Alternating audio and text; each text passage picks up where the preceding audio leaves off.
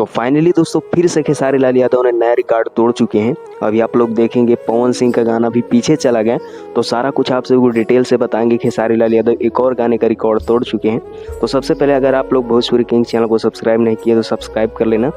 तो गाइस पहला रिकॉर्ड तो ये है कि खेसारी लाल यादव का गाना पवन सिंह को भी पीछे छोड़ दिया, जो कि पवन सिंह का गाना बड़े चैनल से रिलीज हुआ। तो बहुत ही बड़ी बात हो जाती है हमारे भोजपुरी इंडस्ट्री के लिए। और दोस्तों जैसा कि आप लोग पोस्टर देख रहे हैं, साड़ी के परेड 2 दिन पहले गाना आया है एक न्यूज चैनल से, जिस चैनल का नाम आप सभी को बता देना चाहेंगे।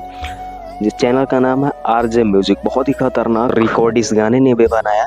इस गाने में बहुत ही खतरनाक रिस्पांस अभी के समय पर मिल रहा है खेसारी लाल यादव को।